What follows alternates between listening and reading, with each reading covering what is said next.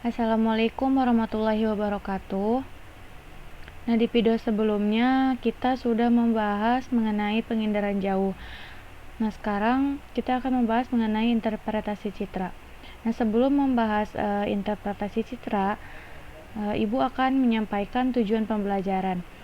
Nah, tujuan pembelajarannya yaitu peserta didik mampu mengetahui interpretasi citra, kemudian ada kompetensi dasar yaitu memahami dasar-dasar pemetaan, penginderaan jauh, dan sistem informasi geografis. Kemudian ada indikator pencapaian kompetensi. Nah, indikatornya itu menganalisis jenis citra penginderaan jauh dan juga interpretasi citra.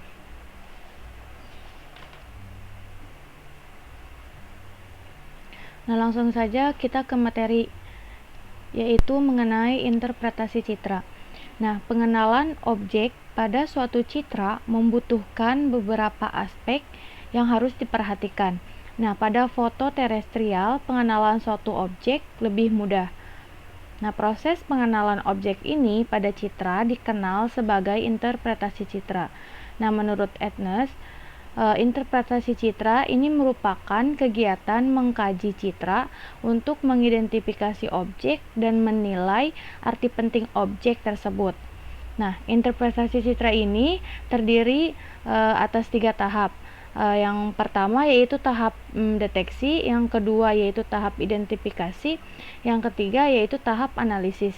Nah, tahap deteksi ini dilakukan dengan menggunakan objek yang terekam dengan memperhatikan karakteristik objek tersebut.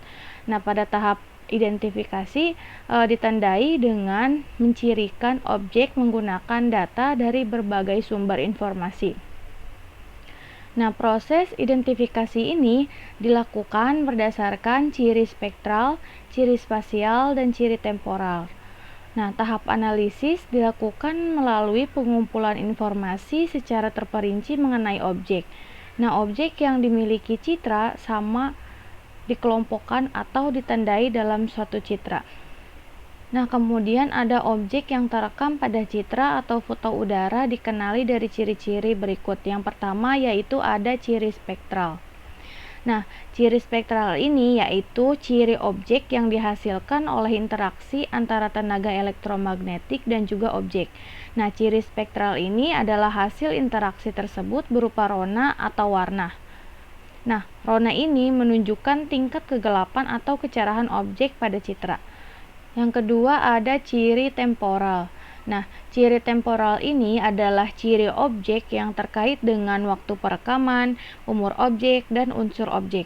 Nah, ciri temporal pada citra ini membantu dalam proses analisis perbandingan objek dalam kurun waktu tertentu. Misalnya, perbandingan citra luas lahan hutan di Kalimantan dalam rentan 10 tahun. Nah, kalian dapat mengamati perbedaan luas lahan tersebut dari perbandingan citra dalam kurun waktu tertentu. Kemudian yang ketiga ada ciri spasial.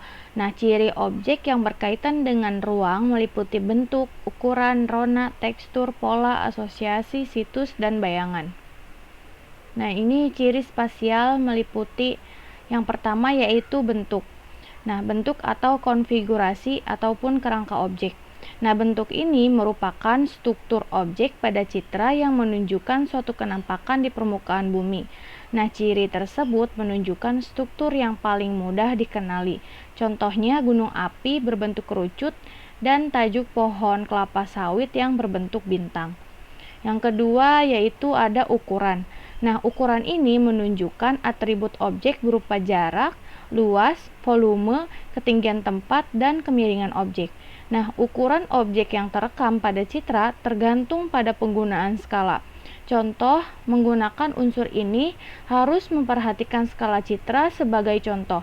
Penggunaan rumah lebih kecil daripada gedung sekolah. Yang ketiga ada rona.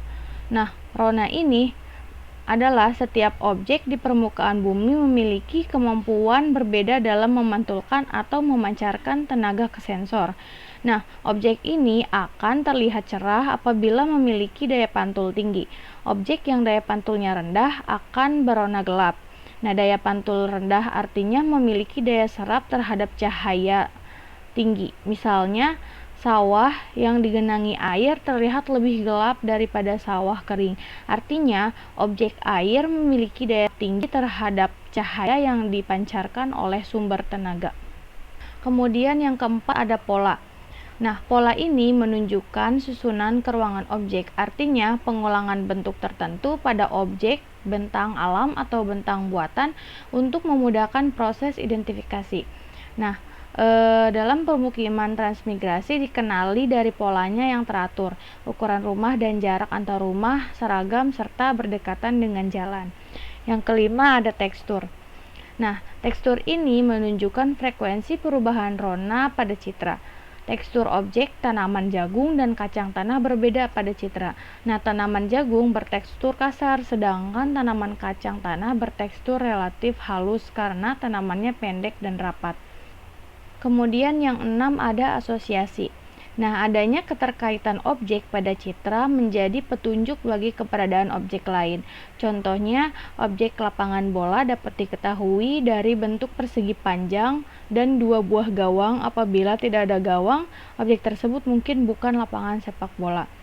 Kemudian yang ketujuh ada situs.